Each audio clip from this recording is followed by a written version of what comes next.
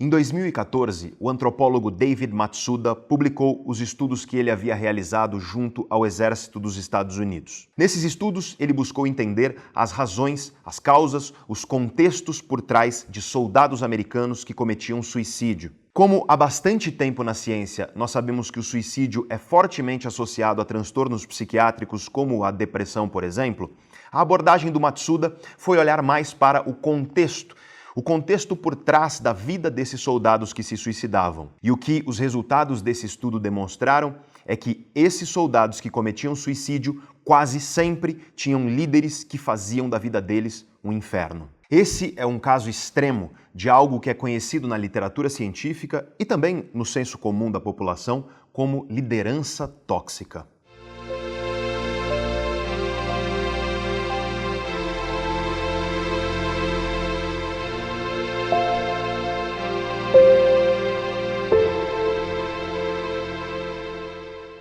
E antes de nós mergulharmos para entender as raízes psicológicas da liderança tóxica, eu quero te contar mais uma história. E essa história é uma história profissional e pessoal minha. Eu comecei a carreira de professor bastante jovem.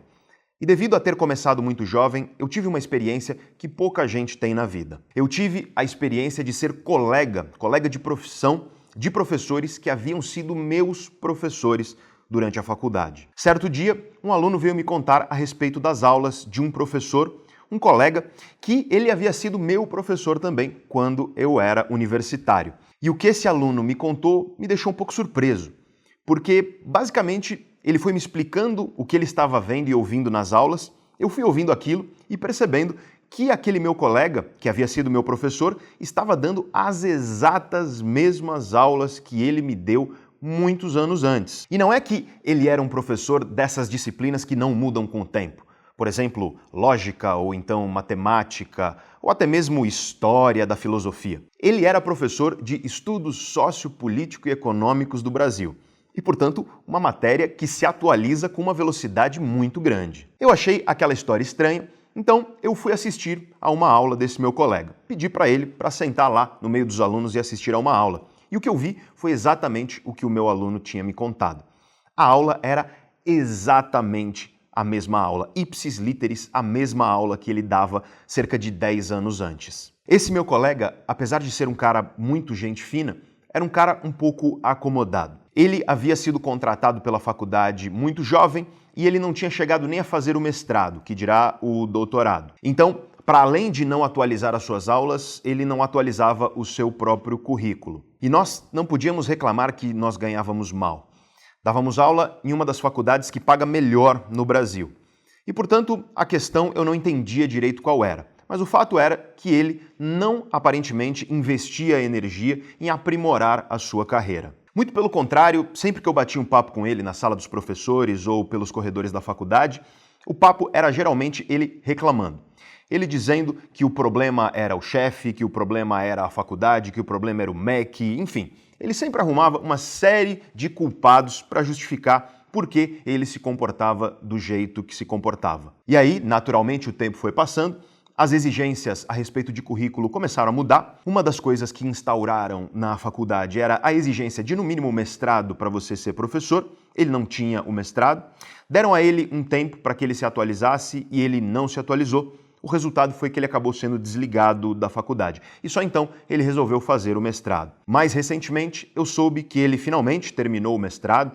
Ele não terminou no tempo típico, no tempo de 2 anos típico. Ele levou muito mais tempo, trancou, etc., mas finalmente conseguiu terminar e já está planejando realizar o doutorado. Eu, como amigo, colega dele, sempre que podia, dizia para ele: bicho, você precisa se atualizar, você precisa fazer esse mestrado, você precisa melhorar esse teu currículo, você precisa aprimorar o currículo das tuas aulas. A tua disciplina é uma disciplina que necessita de atualização constante. E sempre que eu falava isso, o que vinha dele era reclamação. Reclamando, como eu disse, do chefe, da faculdade, das circunstâncias, do governo, seja lá do que for. Eu quero deixar bem claro aqui, quero repetir, que não era uma situação onde estávamos sendo explorados e ganhávamos muito pouco e, portanto, não tínhamos tempo para nos atualizar. Ganhávamos muito bem para um professor universitário e tínhamos uma série de oportunidades e incentivos da própria faculdade onde nós dávamos aula para que nós nos atualizássemos. E nesse momento você pode se perguntar: Pedro, o que tem a ver uma história com a outra? O que tem a ver a história de uma liderança tóxica que pode até matar, como nós vimos, e da acomodação profissional, da autossabotagem?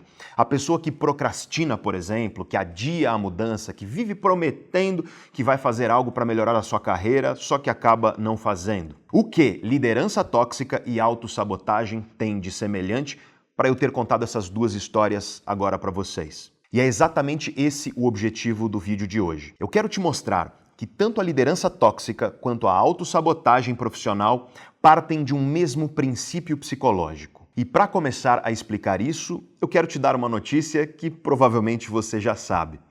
Você está morrendo. Eu também, todos nós, na verdade. Porque nós estamos envelhecendo. E um dos processos que leva ao envelhecimento das nossas células é chamado de oxidação.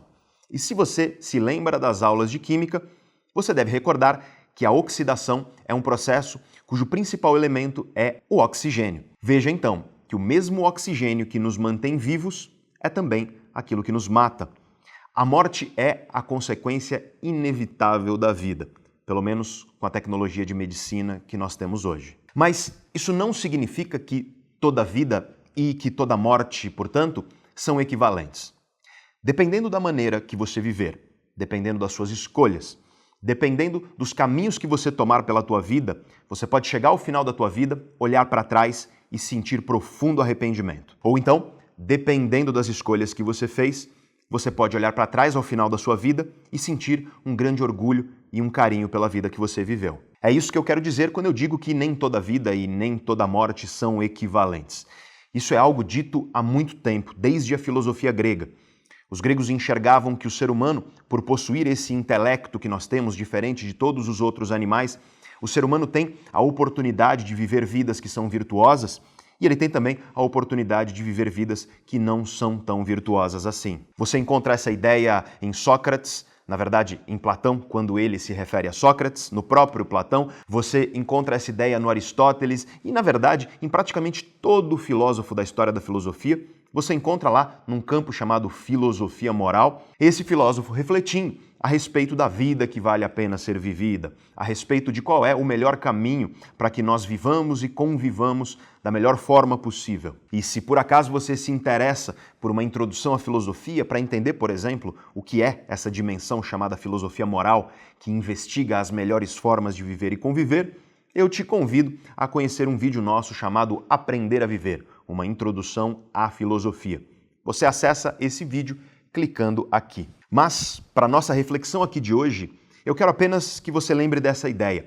Nem toda vida e nem toda morte, portanto, dos seres humanos são equivalentes. Afinal de contas, nós podemos tomar muitos caminhos pela vida. O cérebro humano, ele é fantasticamente complexo e devido a isso, nós conseguimos viver de formas igualmente variadas e complexas. Algumas dessas formas de viver podem nos levar a uma vida que nós consideramos que é uma vida que valeu a pena viver e outras nem tanto. E nós podemos perceber isso com um exemplo prático bastante simples. Pare para pensar em dois seres vivos.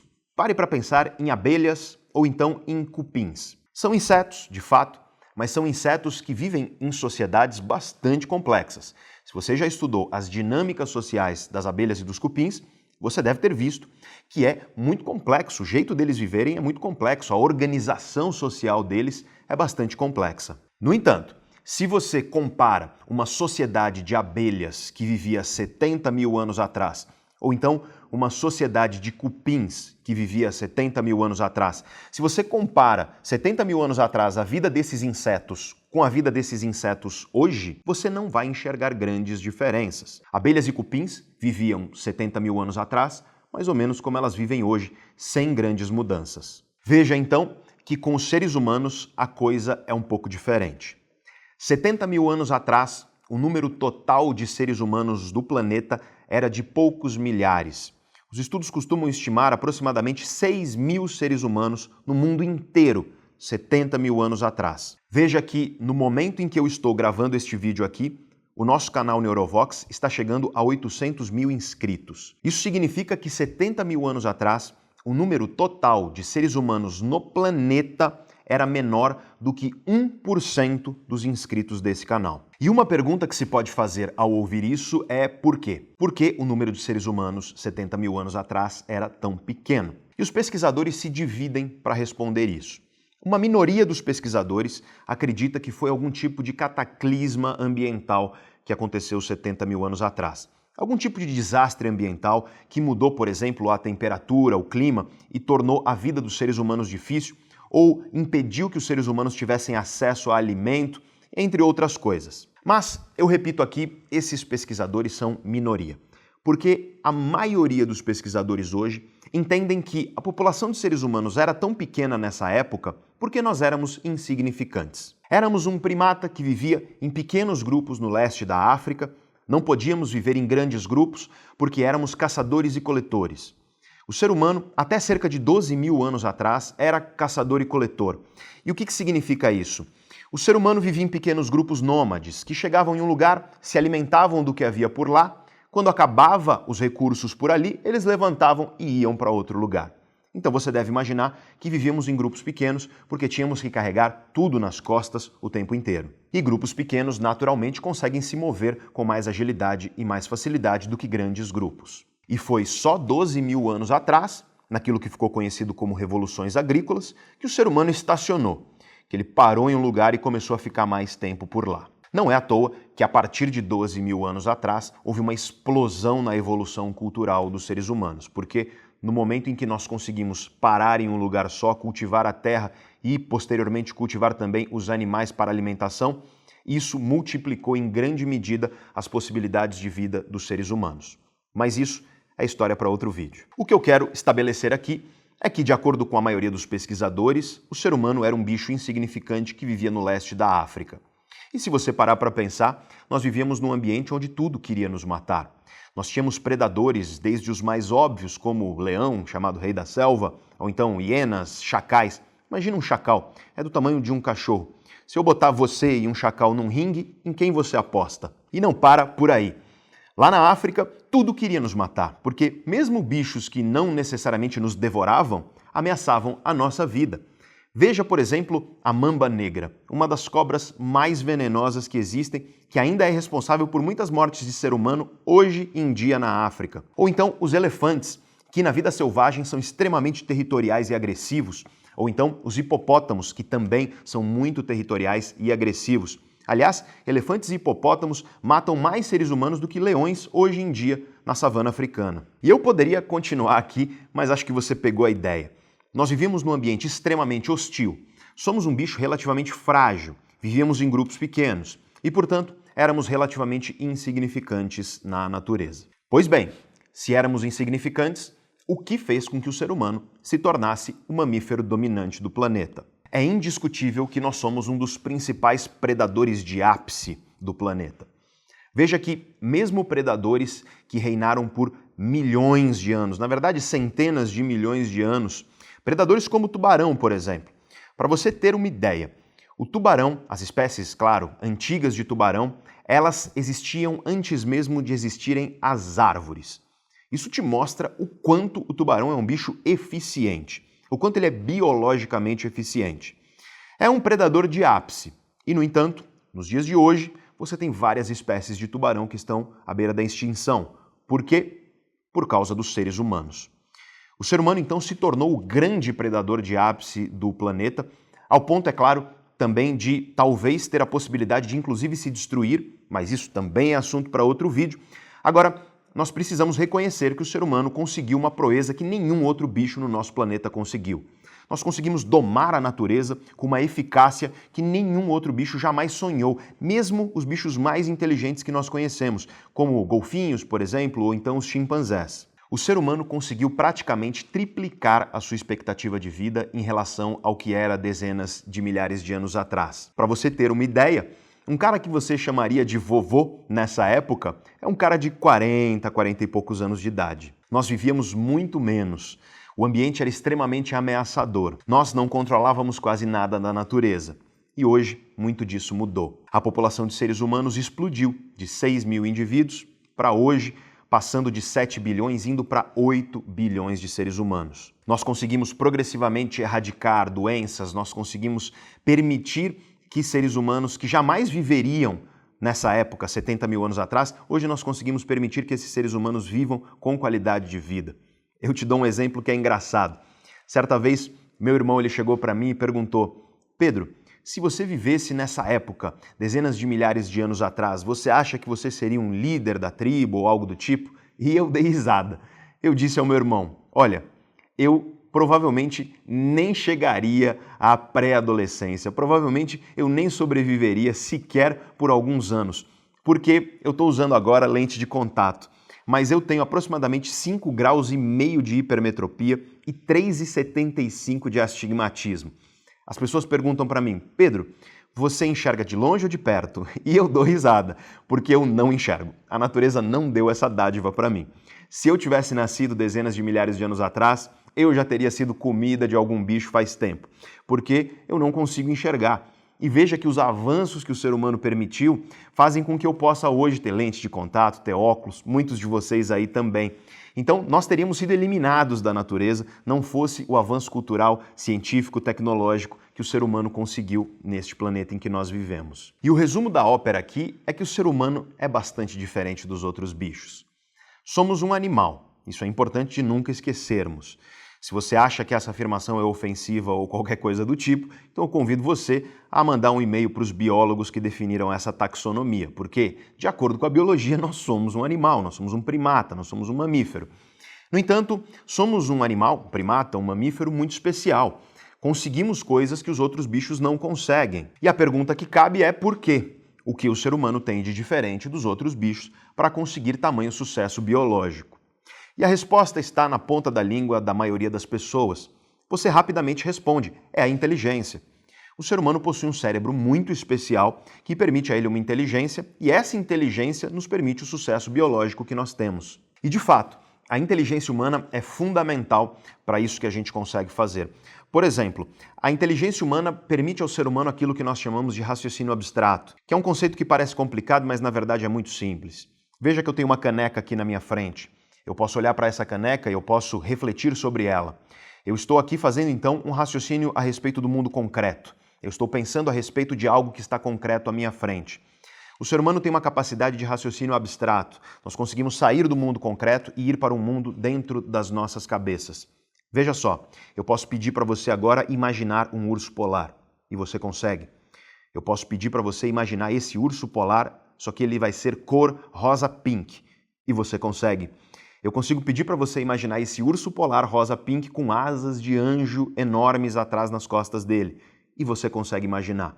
Essa capacidade que o ser humano tem de abstração, de imaginação, permite a nós, por exemplo, antecipar o futuro, imaginar mundos diferentes deste mundo que nós estamos vivendo agora e aí construir caminhos para chegar nesses mundos. Então a inteligência humana nos permite isso. Só que é importante aqui frisar algo que, se você já assistiu a uma palestra minha chamada Protagonismo e Transformação, você viu eu falando isso lá.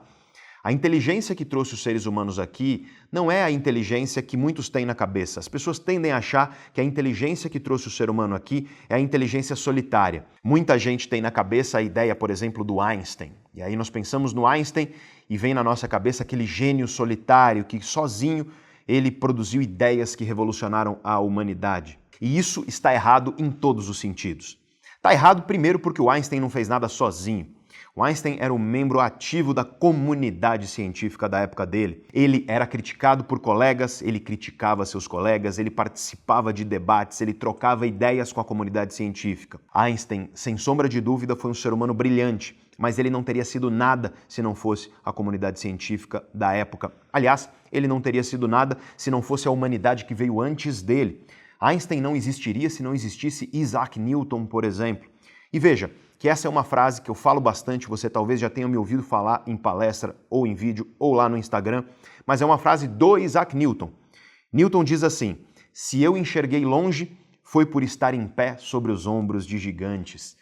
Eu acho essa frase muito bonita porque ela mostra, inclusive, a humildade de um dos maiores gênios da humanidade, que foi Newton, reconhecendo que, na verdade, ele conseguiu fazer o que fez porque ele se apoiou nas ideias de outros. Afinal de contas, se não houvesse Aristóteles, se não houvesse Ptolomeu, não haveria Isaac Newton. E o que eu quero dizer com isso é que essa ideia do ser humano solitário, genial e criativo, ela é uma ideia incorreta. Hoje nós sabemos que um dos terrenos mais férteis para a criatividade é a colaboração. Inclusive na arte, muita gente tem ideia do artista, aquele artista solitário, gênio, e essa ideia em geral é incorreta. Muita gente nessa hora pensa no Van Gogh, por exemplo, que é um cara que você tende a imaginar que ele era solitário, e isso é um equívoco. Van Gogh era amigo do Paul Gauguin, um outro artista francês. Eles trocavam ideias, e não só com Gauguin. Van Gogh, ele trocava ideias com outros artistas, e ele e o Paul Gauguin tinham o sonho de criar uma comunidade de artistas em um país tropical. Ele era um cara ativo também na comunidade artística. E nós podemos dizer o mesmo sobre Picasso, enfim, sobre todos os grandes artistas que muitas vezes nós imaginamos que é um gênio solitário. E eu quero deixar claro aqui, gênios solitários não existem. Nós não conhecemos histórias, pelo menos eu não conheço a história de gênios solitários que chegaram a ideias que transformaram a humanidade sozinhos, que não fizeram isso através de colaboração, através de troca de ideias, porque é na troca de ideias que o nosso pensamento se aprimora. Não é à toa que em todos os vídeos do canal Neurovox eu deixo para vocês as referências, porque nada do que eu estou falando aqui é plenamente original. Eu estou bebendo das águas de pessoas, de cientistas, de filósofos que pensaram coisas e a partir do pensamento deles eu aprimoro o meu pensamento e a partir daqui eu divido as ideias com você e você aprimora o teu pensamento. É na colaboração e na cooperação que o ser humano consegue produzir o que há de mais inovador, seja na arte, seja na ciência ou em qualquer área da vida. E, portanto, isso significa que a inteligência que trouxe o ser humano aqui não é do gênio solitário, porque o gênio solitário não existe. A inteligência que trouxe o ser humano até aqui, e hoje nós sabemos de maneira muito clara, é um negócio que a gente chama de inteligência social, ou então inteligência colaborativa. Um ser humano sozinho não resolve quase nada dos problemas que os nossos ancestrais enfrentaram.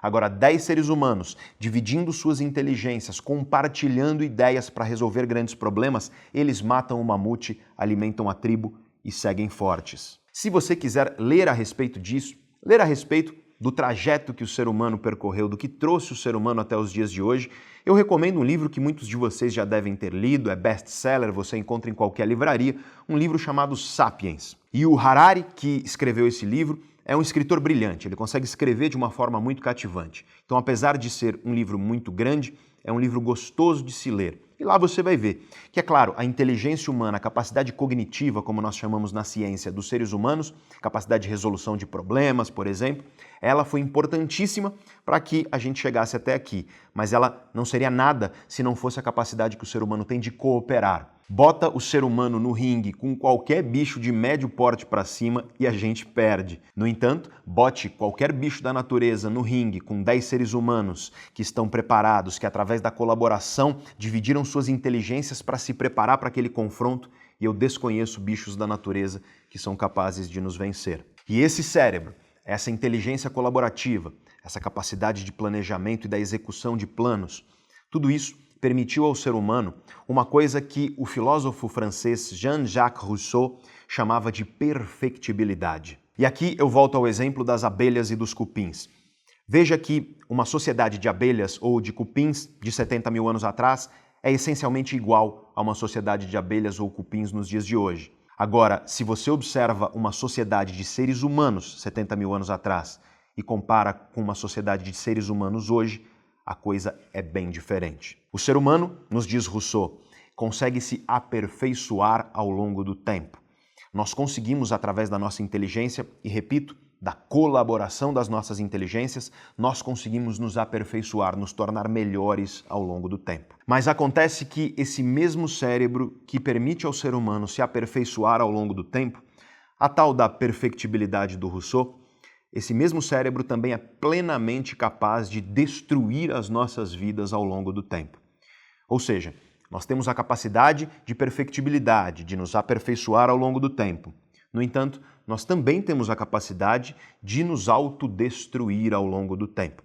Nós podemos chamar isso aí de destructibilidade. E a destructibilidade, então, é uma capacidade que o ser humano tem de se destruir ao longo do tempo, de prejudicar a si mesmo ao longo do tempo e tornar-se pior conforme o tempo passa. E é essa capacidade de autodestruição, essa destructibilidade dos seres humanos, que permite que nós estejamos destruindo o meio ambiente que nos sustenta. É isso que permite que pessoas destruam as relações com as pessoas amadas de suas vidas. É isso que permite que a gente destrua a nossa saúde com sedentarismo, fast food, coisa do tipo. E agora nós podemos voltar às duas histórias que eu contei no começo do vídeo. Porque no mundo do trabalho, na vida profissional, existem dois tipos de destructibilidade, de propensão à autodestruição. O primeiro tipo é uma das histórias que eu te contei no começo do vídeo, é a acomodação autodestrutiva. Isso ocorre quando um profissional se esforça o mínimo possível. Sabe aquela pessoa que faz o mínimo possível para suas entregas? Aquela pessoa que opera em um modo meia-boca. Ela faz tudo meia-boca o suficiente ali para que ela continue exatamente onde ela está. Ela não luta para transformar sua própria carreira, ela não batalha para adquirir novos conhecimentos e novas competências que a tornem um profissional melhor. E, essencialmente, ela não batalha para promover transformação, nem nela mesma, nem nas pessoas ao redor dela no trabalho. Geralmente, pessoas assim trabalham esperando que soluções para os problemas venham de fora, ou talvez que as soluções caiam do céu. E por isso, essas pessoas vivem apontando culpados para justificar a própria inércia. Sempre que alguém aponta a importância dessa pessoa mudar de comportamento, a pessoa costuma dizer que não irá mudar por causa do chefe, por causa do governo, por causa da empresa, por causa da família, ou seja, por causa de agentes externos. E aqui, se você lembra de quando eu falo sobre o estoicismo, a escola estoica de filosofia, nós temos que lembrar de uma ideia central do estoicismo. Sempre que as pessoas apontam culpados externos, esses culpados externos tendem a ser coisas ou pessoas que a pessoa que está reclamando não é capaz de controlar. Ou seja, eu estou aqui reclamando e apontando o dedo para os culpados e todos esses culpados tendem a ser pessoas ou coisas que eu não controlo. Veja que coisa mais cômoda, você dizer que você vai ficar parado no exato mesmo lugar por conta de coisas ou pessoas que você é incapaz de controlar. Esse é o exemplo perfeito da acomodação autodestrutiva. E isso, no mundo de hoje, é literalmente fatal. Veja, por exemplo, uma pesquisa que foi publicada pela Dell alguns anos atrás. Nessa pesquisa, eles entrevistaram diversos líderes, foram milhares de líderes em dezenas de empresas, as maiores empresas do mundo, e eles pediram para esses líderes fazerem uma previsão de como será o mundo em 2030, especialmente o mundo profissional. E um dos resultados interessantíssimos dessa pesquisa é que, segundo esses líderes, em 2030, estima-se que 85% dos cargos, ou seja, das profissões que vão existir em 2030, nem existem ainda nos dias de hoje. Pare para pensar em quão maluco é isso. Nós nem sabemos o nome da maioria das profissões que irão existir em 2030. E isso pode nos levar a reflexões interessantíssimas, por exemplo, sobre a educação. Qual é o sentido de uma faculdade que dura 4 anos? De uma faculdade que costuma ter um currículo bastante engessado e difícil de mudar? Qual é o sentido disso num mundo onde a gente nem sabe o nome das profissões do futuro? Mas isso também é tema para outro vídeo. O que eu quero é que você perceba que essa acomodação, ela é destrutiva, ela é fatal. Porque quando você não investe na transformação da tua carreira, na aprimoração das tuas competências, quando você não investe para que você faça o melhor possível no teu trabalho e nas tuas entregas, você, acomodado, não vai ficar no mesmo lugar, porque em um mundo que está se transformando com tanta velocidade, o que vai acontecer provavelmente é que você vai morrer afogado por essa onda de transformação. A escolha nos dias de hoje não é será que eu transformo ou não? Não existe essa escolha. A escolha é você morrer afogado na onda da transformação ou então você tentar surfar nessa onda de alguma forma. E com isso nós percebemos claramente que essa acomodação, ela é autodestrutiva, ela é fatal nos dias de hoje. E ela é um tipo, e aliás, é um dos mais comuns tipos de autossabotagem. A pessoa que vive arrumando culpados, que vive arrumando justificativas para permanecer exatamente como ela está, a pessoa que não investe sua energia em se aprimorar, a pessoa que não investe sua energia para melhorar suas competências, para que as suas entregas sejam as melhores possíveis na vida profissional, essa pessoa está se sabotando, porque afinal de contas ela está destruindo a própria carreira, ela está minando a própria carreira. Eu contei uma história no começo do vídeo sobre um colega meu que fazia isso como professor. Infelizmente, por ele não se aperfeiçoar, mesmo tendo diversas oportunidades, mesmo ganhando bem, mesmo tendo abertura para isso, por ele não se aperfeiçoar, ele acabou sendo desligado de um excelente cargo de professor que ele tinha. E você sabe muito bem, isso acontece em todas as profissões, em todas as carreiras. E eu quero frisar aqui essa característica da personalidade de pessoas que praticam esse tipo de autossabotagem. A pessoa que se acomoda de maneira autodestrutiva, ela cirurgicamente constrói na sua cabeça, através do autoengano, culpados para justificar o fato de que ela não consegue, ou então de que ela é incapaz, ou então de que não adianta ela mudar seus comportamentos, transformar ou se aperfeiçoar. E esse ato de arrumar culpados para justificar a nossa própria inércia é um jeito muito ardiloso. É um jeito muito interessante que o ser humano tem, através do seu autoengano, de se isentar de responsabilidade sobre a própria vida e sobre a própria carreira. E a lição que nós tiramos disso é que se você trabalha meia boca, se você entrega ali o mínimo possível, o melhor que você vai ter vai ser resultados meia boca nas entregas profissionais que você faz. Tem gente, aliás, que é meia boca em tudo. É relação meia boca, é dedicação à saúde meia boca, apreciação do conhecimento meia boca, aquela pessoa que estuda para passar. E, claro, isso se reflete também na vida profissional. Aquela pessoa que, como eu disse, faz o mínimo possível. E nesses casos, o melhor que essa pessoa vai conseguir é permanecer exatamente onde ela está. E isso é o melhor, porque, como eu disse, nesse mundo que se transforma com tanta velocidade, o mais provável é que essa pessoa seja engolida pela onda de transformação que nós vivemos e, portanto, que ela seja passada para trás. E, portanto, que ela tenha sérios problemas de carreira. Goste ou não, o mundo em que nós vivemos não aceita acomodação. E eu digo mais, a vida não aceita a acomodação, porque é na acomodação do sedentarismo e do fast food que nós destruímos a nossa saúde. É na acomodação de tratar as pessoas que nós amamos como se elas fossem sempre estar lá, que essas pessoas um dia vão embora. Ou porque a natureza nos leva e a morte é a única certeza que nós temos, ou então porque a pessoa cansa de não ser valorizada, levanta e vai embora. E na carreira não poderia deixar de ser diferente. Em todas as esferas da vida eu venho repetindo isso sempre que eu posso. Acomodação é morte. E antes de continuar, eu quero fazer um parêntese aqui para a gente ter uma certa consciência do que nós estamos falando. Porque em uma cidade como São Paulo, por exemplo, onde eu vivo, existem pessoas, aliás, não é só em São Paulo, no Brasil inteiro, no mundo inteiro, existem pessoas que não têm condições de se aperfeiçoar. Às vezes a pessoa não tem condições materiais.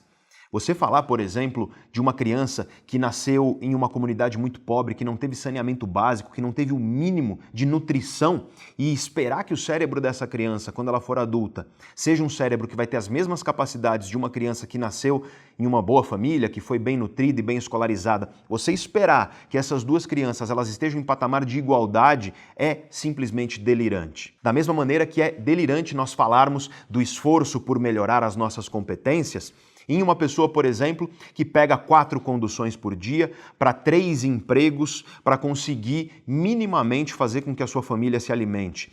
E, portanto, quando nós falamos que a acomodação é morte, e quando nós fazemos essa crítica aqui, nós temos que deixar claro que para pessoas que não têm as condições de transformação, elas precisam de oportunidade. Nós precisamos lutar para que as pessoas tenham oportunidade de se desenvolver. Infelizmente, no Brasil, muita gente não tem nem a oportunidade de se desenvolver do ponto de vista intelectual ou do ponto de vista profissional.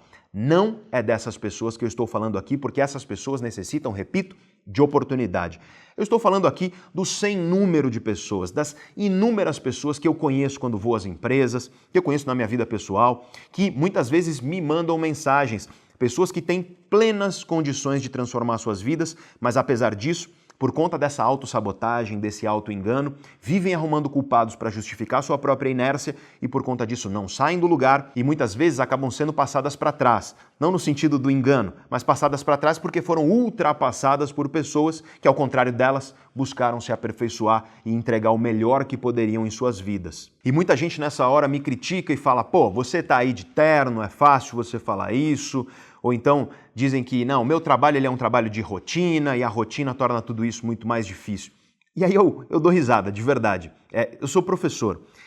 E por ser professor, eu já tive períodos na minha carreira em que eu dei a mesma aula, literalmente a mesma aula, 35 vezes por semana. E eu conheço colegas professores que dão muito mais. É difícil, então, imaginar algo mais rotina do que ser professor. E eu sempre dou também um segundo exemplo, que é o exemplo da minha mãe, que era uma professora de escola pública, escola de periferia.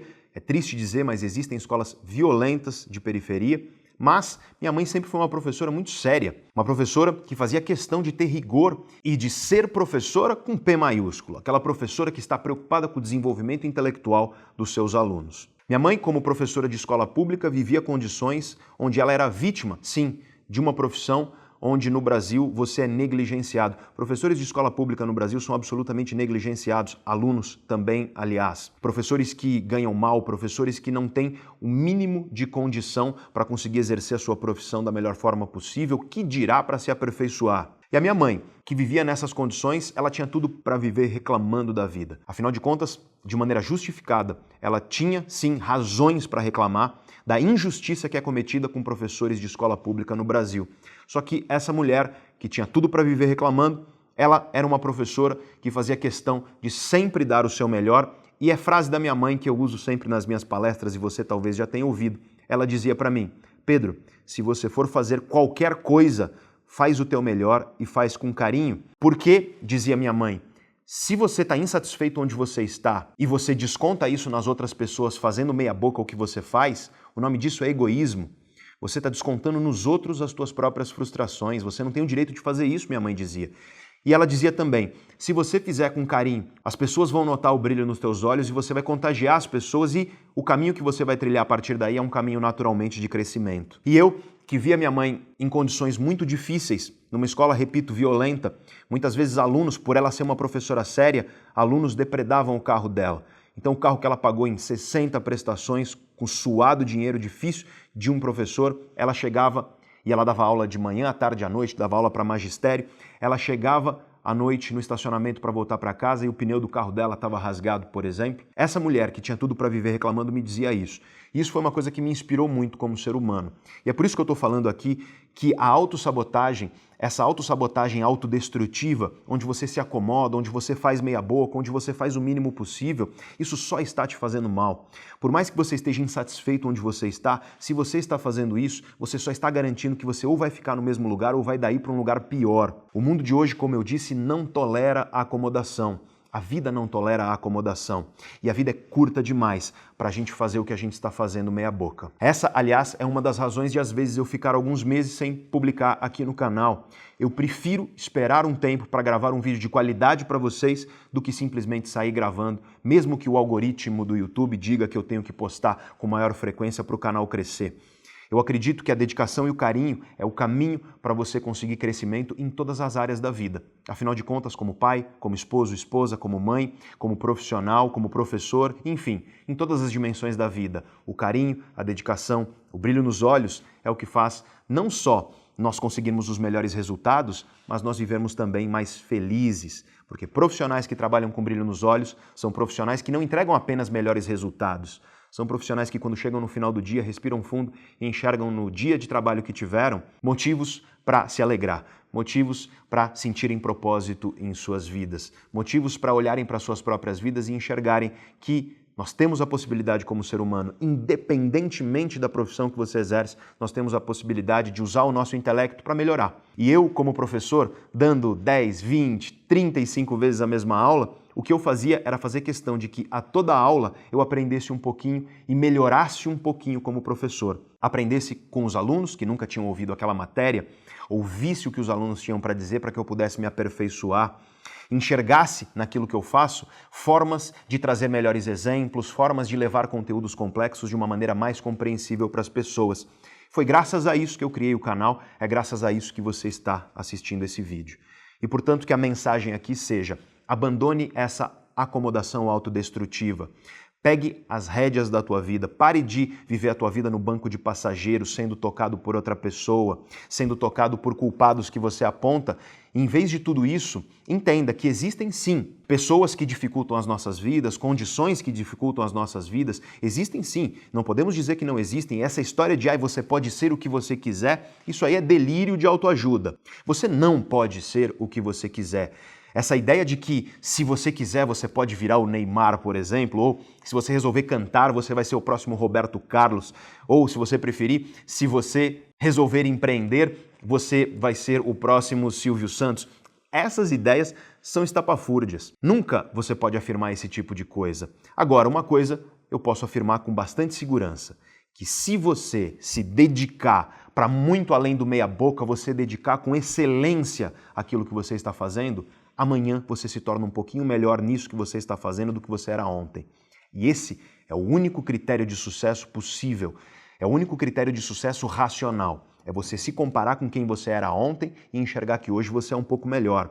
Porque as pessoas são diferentes. Eu, por exemplo, tenho a convicção de que mesmo se eu jogasse futebol desde menininho, eu jamais seria um cara como o Messi, o Neymar ou o Cristiano Ronaldo.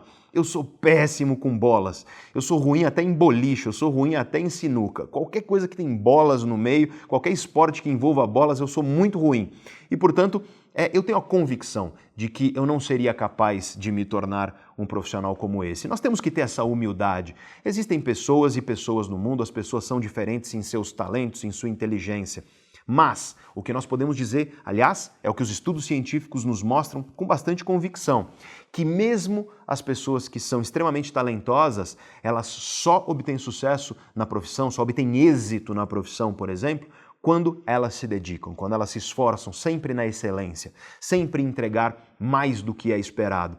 Tem um livro ótimo, excelente, que você pode ler a esse respeito. O nome dele é Garra, de uma grande pesquisadora chamada Angela Duckworth. Recomendo, caso você se interesse. Ela vai mostrar exatamente como a perseverança e a paixão pelo que se faz são a raiz do que nós chamamos de êxito, seja na vida acadêmica, nos estudos, seja na profissão, seja até, por exemplo, nas forças militares. Ela estudou profissionais, ela estudou estudantes, ela estudou pessoas que entravam nas academias militares mais difíceis dos Estados Unidos, e o que ela concluiu essencialmente é que o talento sem esforço é potencial desperdiçado. O talento ele pode sim fazer com que você consiga o êxito mais rapidamente, mas no final das contas, o talento só serve para alguma coisa quando o esforço vem junto.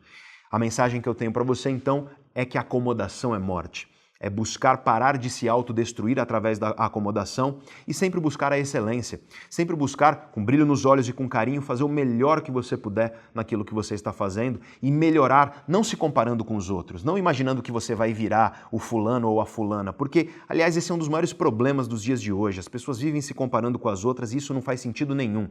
Eu gravei um longo vídeo a respeito disso, uma crítica que eu faço a essa comparação constante que nós temos nos dias de hoje. Se você quiser assistir, é só você clicar aqui. E a mensagem é que não adianta você ficar se comparando com os outros. Você pode se inspirar em outras pessoas. E é muito diferente você se comparar e você se inspirar.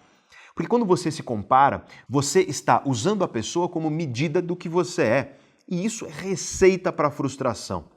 A inspiração é diferente. A inspiração é você encontrar na história de outras pessoas o encanto e a energia para você conseguir a tua história da melhor forma possível. Para que você, a cada dia, se aprimore em relação ao que você era e não se comparando com a pessoa. E, portanto, inspire-se, mas não se compare. E nunca esqueça que a acomodação é uma inclinação, infelizmente, que o ser humano tem para a autodestruição. É um tipo de autossabotagem muito prejudicial. E eu quero agora falar sobre um segundo tipo de autossabotagem, que é a desonestidade moral. Tem gente que, com o objetivo de elevar a própria carreira, com o objetivo de crescer profissionalmente, tem gente que busca destruir outras pessoas. É aquela pessoa que quer se erguer pisando em cima de outras. E essas pessoas costumam usar de mentiras, de jogos ardilosos, elas costumam pelas costas falar uma coisa para uma pessoa e depois para outra. Essas pessoas sofrem de profunda inveja. A inveja acaba sendo um motivador que faz com que elas queiram destruir para se destacar. E muitas vezes o que elas fazem é criar intriga. Criam intriga entre os departamentos da empresa, criam intriga entre os times, criam intriga entre os membros do próprio time dela e através dessas intrigas vai buscando ganhar destaque. E no fim das contas, o que essas pessoas fazem é que elas promovem desconfiança. E elas fazem isso justamente com o objetivo de se destacar. Elas querem se mostrar como um ícone daquilo que é certo, como um ícone da moralidade. Elas querem se mostrar justamente como as pessoas que, diferente de todas as outras, estão lá fazendo exatamente o que deve ser feito. Elas são o exemplo que deve ser seguido. Só que quando você observa atentamente o comportamento dessas pessoas, elas tentam fazer isso justamente através da toxicidade, através da criação de intrigas, como eu disse, através de críticas infundadas, mentiras, através de joguinhos que são criados dentro da empresa. E olha, por mais que, para mim, eu ache isso impressionante, mesmo em grandes empresas, eu já fui para grandes empresas, empresas que são um modelo, empresas que todo mundo quer trabalhar. E esses joguinhos, essas intriguinhas existem em todo o ambiente. Desde a lojinha lá pequenininha que tem 5 funcionários até uma empresa que tem 60 mil funcionários. Porque essa é uma questão muito importante. A canalice é uma das coisas mais democráticas que existe. A canalice é uma das coisas mais bem distribuídas que existe. Sempre vai ter um canalha, independentemente da empresa, independentemente do lugar. E o que eu estou definindo aqui como canalha? Canalha é aquele indivíduo que, para o seu benefício próprio, aceita prejudicar outras pessoas. É isso que eu chamo de canalha aqui. Mas acontece que o que esses indivíduos tóxicos não param para perceber e pensar é que dentro de uma empresa as pessoas conversam entre si. Cedo ou tarde, as pessoas descobrem a respeito dessas estratégias corrosivas. E se existe um fato a respeito das relações humanas, é que quando nós descobrimos as cobras, nós faremos de tudo para eliminá-las. Não existe posição mais solitária no mundo do que a desonestidade moral. Porque quando você é desonesto, você eventualmente vai ser descoberto e as pessoas vão fazer de tudo para te isolar, vão fazer de tudo para se afastar de você. Veja então que a desonestidade é também um tipo de autossabotagem. Se você é dessas pessoas que vive fofocando, causando intriga, se você é movido por inveja, se você faz aquele telefone sem fio corrosivo dentro do ambiente de trabalho, falando mal de um, falando mal para outro, se você busca se destacar através da destruição de outras pessoas, você está fadado a ser descoberto e aí a partir do momento em que você for descoberto, ninguém mais vai querer ser seu aliado. Você vai estar literalmente na posição mais solitária que existe numa carreira. Evite, portanto, esse tipo de autossabotagem, porque por mais que pessoas que fazem isso imaginem que através disso elas estão se destacando, em grande medida, na maioria das vezes, o que elas estão fazendo é cavando aos poucos a própria cova. Elas podem até ter um benefício ali no curto prazo, mas no médio e longo prazo, cada vez menos o mundo atual é tolerante em relação a isso. E eu quero trazer para vocês aqui um exemplo claro de que o mundo atual não tolera mais esse tipo de postura. É uma frase que eu utilizo muito nas minhas palestras de um cara que é um líder muito interessante, vale você conhecer, que é o Reed Hastings. O cara é CEO da Netflix. É inegável que esse cara é um grande líder, ele literalmente comandou uma das maiores transformações que a gente teve em empresas aí nos últimos anos. Uma empresa que nos últimos 10 anos mais do que triplicou a sua lucratividade, triplicou o seu faturamento bruto, mudou completamente seu modelo de negócio. E o Reed Hastings tem uma frase que você deve carregar para a sua vida. E a frase é a seguinte: não tolere canalhas brilhantes. O custo para o trabalho em equipe é grande demais. E essa é uma lição muito importante. Por mais brilhante que você seja, ou se você é um líder, por mais brilhante que seja uma pessoa que trabalha para você, não tolere a canalice. Porque a canalice e a sua toxicidade, no médio e longo prazo, sempre são autodestrutivas. Não só para as pessoas, mas também para o seu negócio. E agora nós chegamos finalmente à primeira história que eu contei logo quando eu abri o vídeo. Lembre-se, eu contei uma história sobre a liderança tóxica. A liderança tóxica se manifesta de diversas formas nas empresas, e a liderança tóxica também tem outro nome, dependendo do estudo científico, que é liderança dissonante. As principais características do líder dissonante são, em primeiro lugar, a distância emocional em relação à sua equipe. O líder dissonante ele é distante da sua equipe, ele é frio. Existe uma frieza intrínseca a esse tipo de liderança. Segunda característica é que, por ser frio e distante, o líder dissonante lidera times, ele passa a régua e lidera todo mundo meio que da mesma maneira. Ou seja, ele lidera grupos e não indivíduos. Uma terceira característica da liderança dissonante é um forte aspecto egóico. Existe uma característica de ego muito forte nessa liderança dissonante. O líder dissonante costuma achar que ele é mais importante do que o time, que ele é mais importante do que a empresa. O líder dissonante costuma às vezes dizer assim: eu sou responsável por esse negócio. Ou então, se ele é responsável por um time dentro de uma empresa grande, ele diz: eu sou responsável por essa dimensão, por esse pedaço do negócio. E essa mistura de ego com frieza faz com que a principal estratégia de gestão de um líder dissonante seja o medo. Então ele promove medo nas pessoas. Medo de ser demitido, medo de não conseguir a promoção, medo de não conseguir o projeto que você deseja ou de ser realocado para um projeto que você não quer, medo de não ganhar bônus, enfim, medos diversos. Nesse contexto de medo, para motivar, ele utiliza aquilo que a psicologia chama de motivadores extrínsecos. Os mais conhecidos são, por exemplo, dinheiro e benefícios. É um jeito complicado de dizer motivadores externos. E é claro, dinheiro importa? Sim. Benefícios importam? Sim. Mas nem de longe eles são os principais fatores para a satisfação com o trabalho. Os estudos são muito claros a esse respeito. Mas como líder dissonante lidera através do medo, da frieza, da distância e possui uma questão de ego tão central, a única coisa que ele tem no arsenal dele de gestão é justamente esses benefícios externos. E o contexto de liderança dissonante é um contexto de baixíssima empatia. Empatia é uma competência que o líder dissonante simplesmente não tem. E tudo isso gera, como eu disse, o medo. E se você já viu alguma palestra minha, você já me viu dizendo que o medo nunca vem sozinho. O medo é uma emoção que sempre vem junto com outra, que é a desconfiança. Medo e desconfiança são faces da mesma moeda emocional. Se você tem medo de avião, é porque você desconfia que o avião pode cair. Se você tem medo do escuro, é porque você desconfia que tem alguma coisa lá que você não está vendo. Se você desconfia da sua esposa ou do seu esposo, é porque você tem medo que ele ou ela esteja fazendo algo que você não sabe.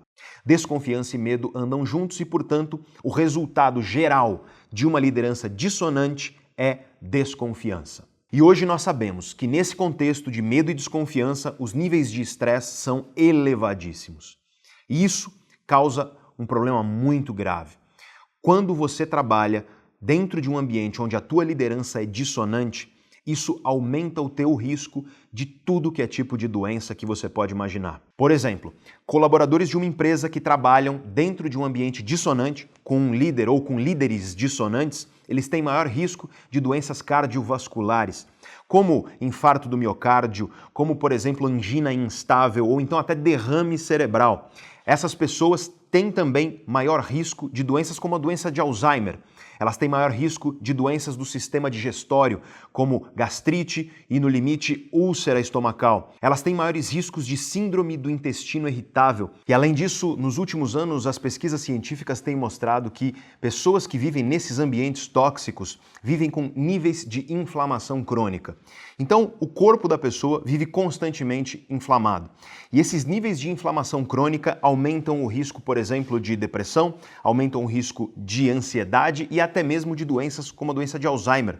Na verdade, todas as doenças, tudo que afeta o cérebro, depressão, ansiedade, Alzheimer, entre outras coisas, tudo isso costuma ter um perfil vascular e, portanto, tudo que é inflamatório prejudica o cérebro. E para além dos transtornos e distúrbios, esses níveis elevados de inflamação fazem com que o teu cérebro funcione pior, teu foco piora, tua produtividade piora. E como se não bastasse, você também pode ter problemas de estômago, você pode ter problemas de intestino, síndrome do intestino irritável e outros processos inflamatórios que acontecem no sistema digestório. E é claro que não para por aí, porque pessoas que vivem nesse tipo de ambiente tóxico costumam levar uma vida nada saudável.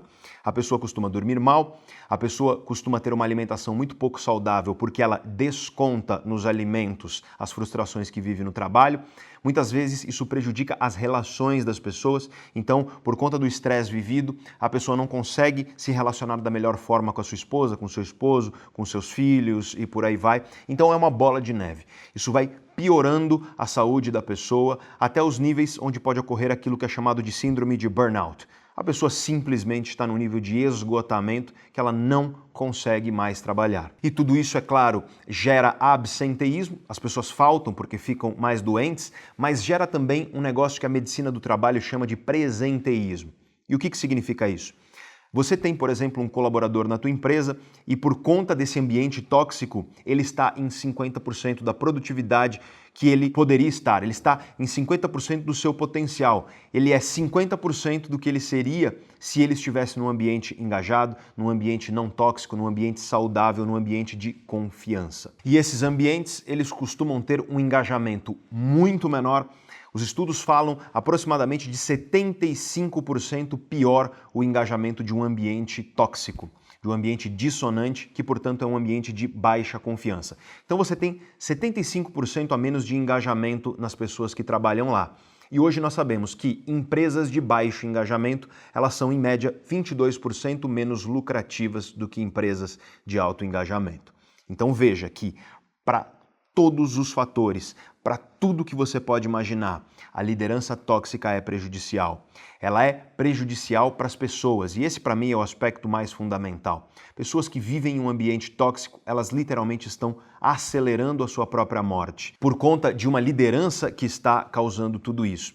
Mas, em segundo lugar, isso é pior para a empresa, porque os resultados da empresa acabam sendo prejudicados e porque tudo isso gera custos muito altos que a empresa vai ter que pagar. E, finalmente, se você é daquelas pessoas que não liga para o ser humano, que não liga para nada além de si mesmo, saiba que tudo isso que eu disse, que o líder dissonante faz nas pessoas, ele também causa nele mesmo. Se você é uma pessoa dissonante, você aumenta os teus riscos de todas aquelas doenças que eu falei e, no fim das contas, os teus resultados dentro da empresa. O problema maior da liderança dissonante é que ela até pode gerar resultado, só que esse resultado costuma ser de curto prazo, porque as pessoas não suportam trabalhar em lugares dissonantes.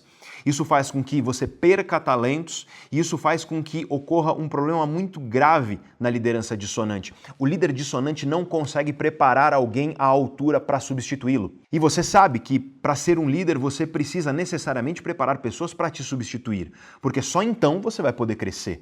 Só quando tiver alguém que pode te substituir que você pode ascender, que você pode subir na carreira. Então, até nesse sentido, a liderança dissonante, a liderança tóxica é prejudicial. Ela é prejudicial para todos, inclusive para o próprio líder dissonante, para o próprio líder tóxico. E aí você enxerga por que eu contei duas histórias no começo do vídeo. Uma história de liderança tóxica e depois uma história de autossabotagem através da acomodação. Porque a autossabotagem se manifesta de diversas formas. Eu falei de 3 no vídeo de hoje. Em primeiro lugar, a acomodação autodestrutiva. Segundo lugar, a desonestidade. E em terceiro lugar, e essa é a mensagem, a liderança tóxica.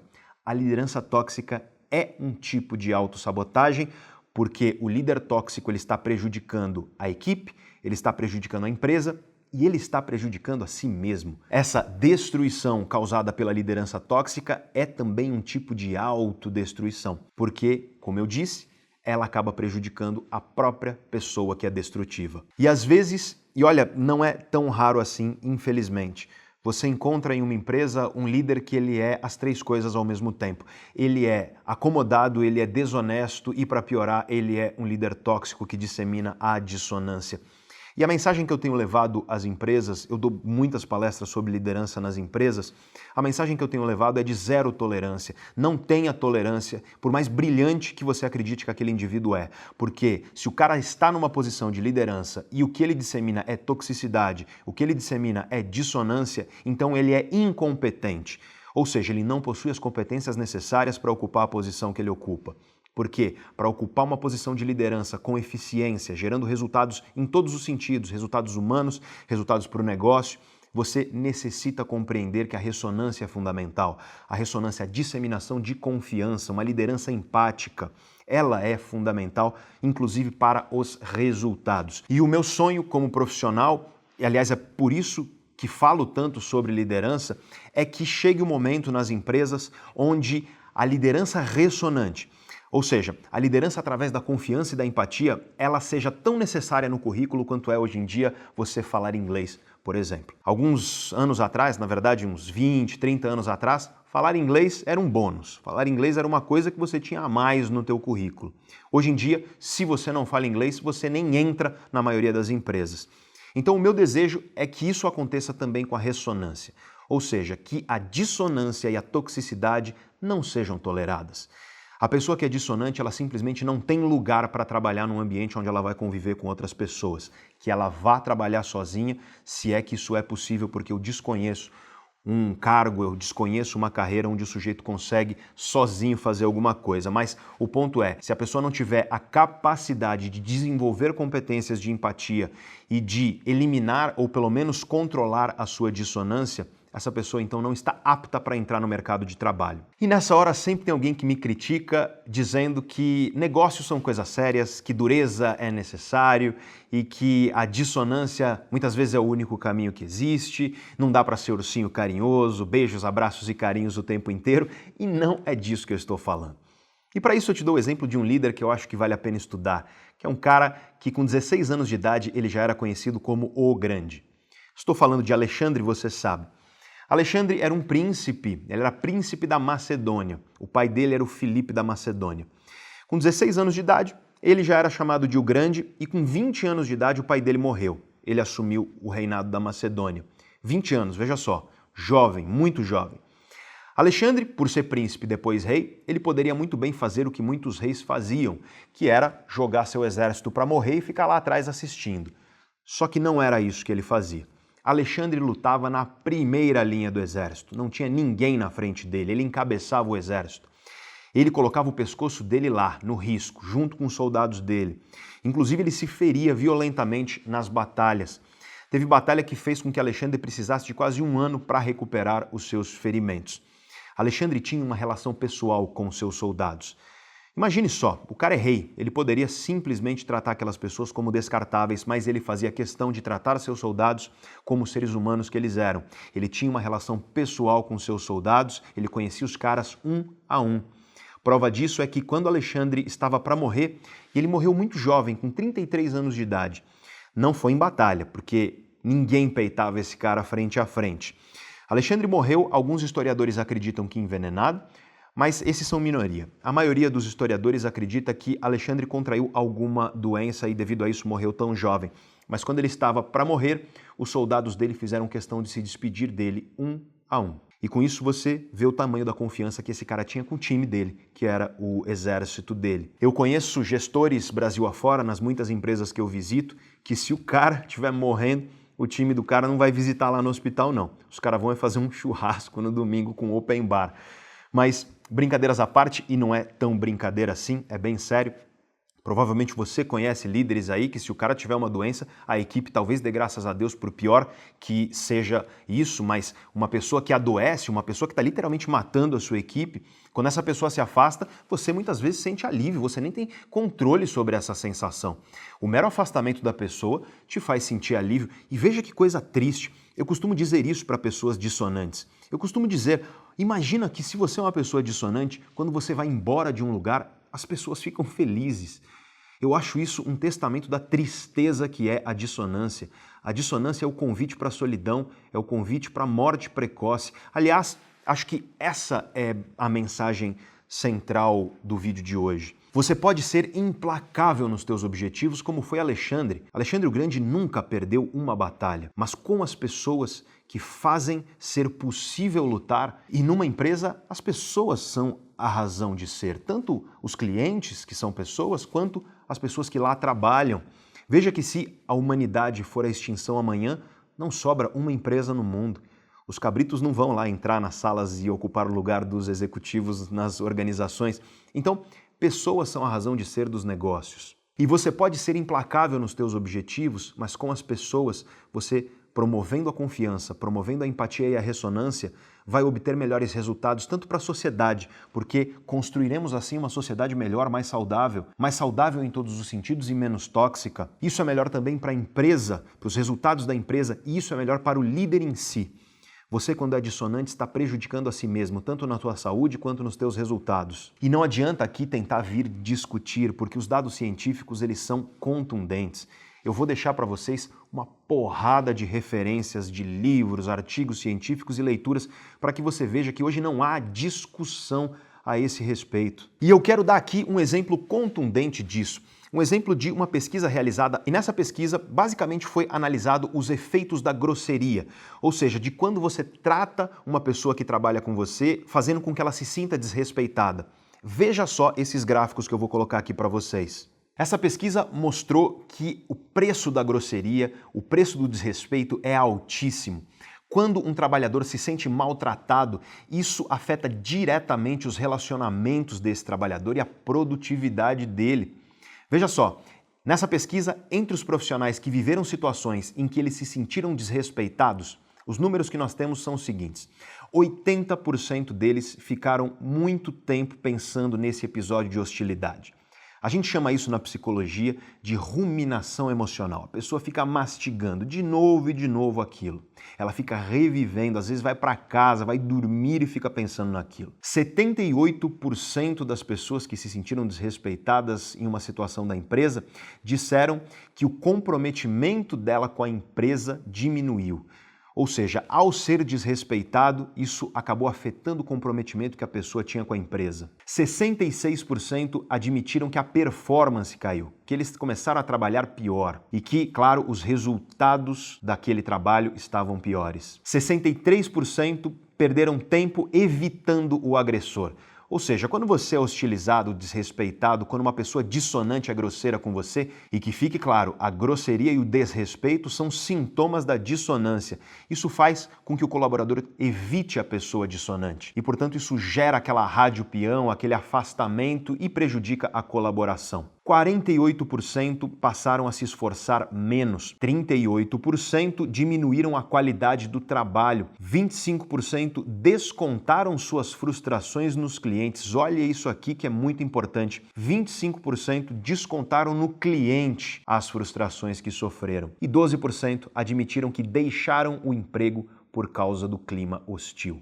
E se isso ainda não te convenceu dos problemas da liderança tóxica e do comportamento profissional tóxico, eu te dou mais um dado. Pesquisa recente mostrou que a principal razão pela qual um colaborador sai de uma empresa, que ele decide sair, é a falta de competência, a incompetência da liderança. E essa palavra incompetência soa muito mal aos ouvidos das pessoas. Parece que é uma ofensa. Mas o que significa incompetência? Incompetente é o indivíduo que não possui competências para ocupar o cargo que ocupa ou o projeto que está realizando. É apenas um desalinhamento entre a competência do sujeito e a posição que ele está ocupando. E a incompetência de líderes é a principal razão pela qual as empresas perdem colaboradores. Pesquisa muito recente realizada este ano, inclusive no Brasil. Mas a mensagem que eu quero que fique aqui do vídeo é que você compreenda que existem esses tipos de autossabotagem, que você busque lutar contra eles, porque muitas vezes o nosso autoengano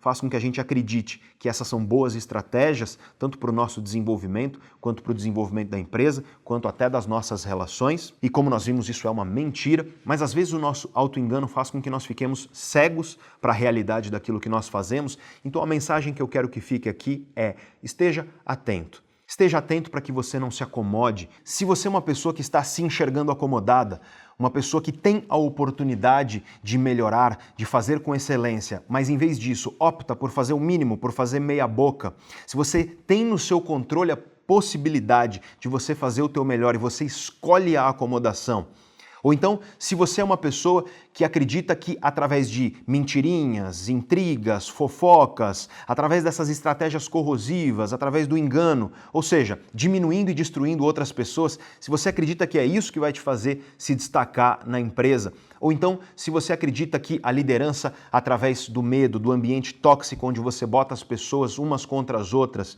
desse ambiente onde você trata as pessoas como se elas fossem objetos, onde você suga das pessoas a vida delas e literalmente adoece e mata as pessoas. Se você acredita que essas são estratégias eficientes para você obter melhores resultados, saiba que os dados científicos são claros. Essas não são abordagens eficientes em nenhum nível de análise. Não são abordagens eficientes para você construir uma sociedade melhor, não são abordagens eficientes para você construir uma empresa com melhores resultados que crescerá, não são abordagens eficientes para você promover o que há de melhor nas pessoas no ambiente de trabalho e, no fim do dia, não são abordagens eficientes para que você cresça e se desenvolva profissionalmente. No fim das contas, destruir a si mesmo ou disseminar a destruição é você convidar a morte para dentro da vida. É você antecipar a morte enquanto você está vivendo. Tanto em um sentido literal, como nós vimos, isso adoece as pessoas, isso adoece a você mesmo, quanto num sentido mais simbólico e metafórico. No fim das contas, a vida ela se dá na medida em que nós conseguimos prosperar.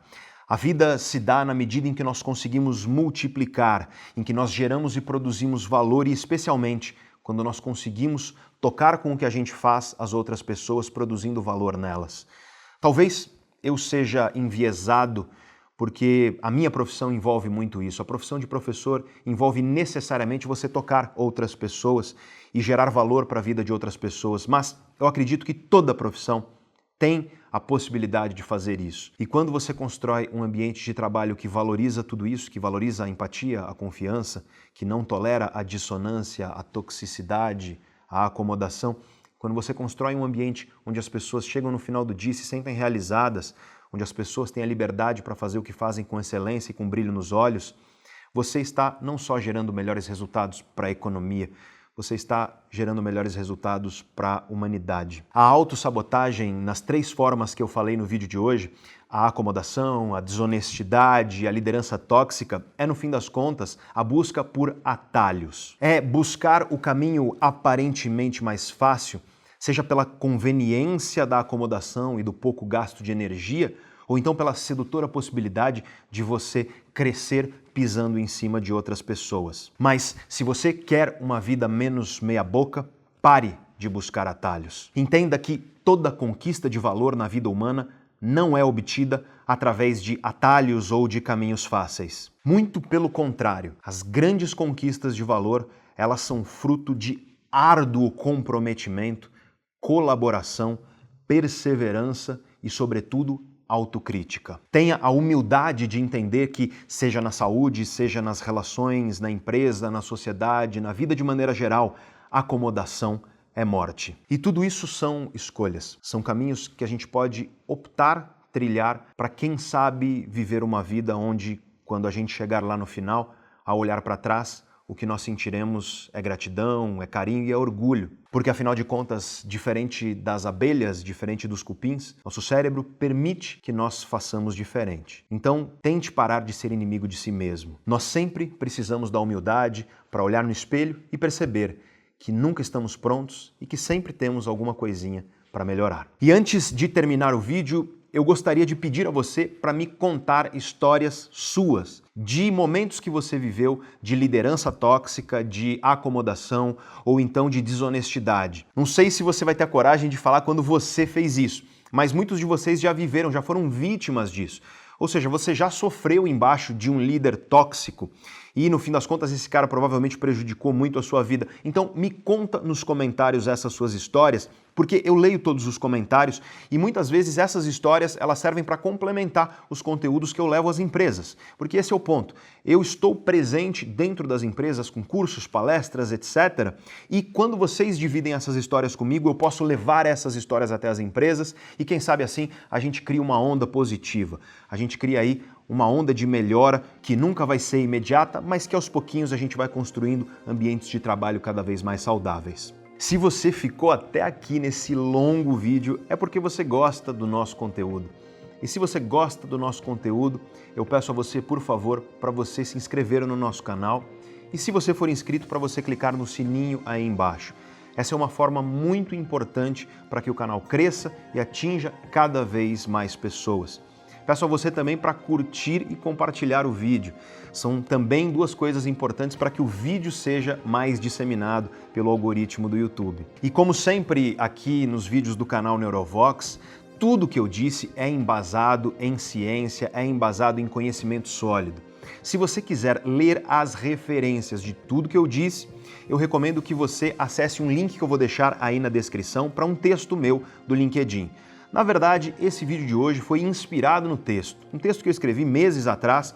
Eu resolvi reler esse texto e aí eu tive a ideia, bom, por que não levar essa mensagem no formato de vídeo, trazendo algumas outras ideias complementares. Então convido você a me seguir lá no LinkedIn e a ler o texto e me contar o que você achou.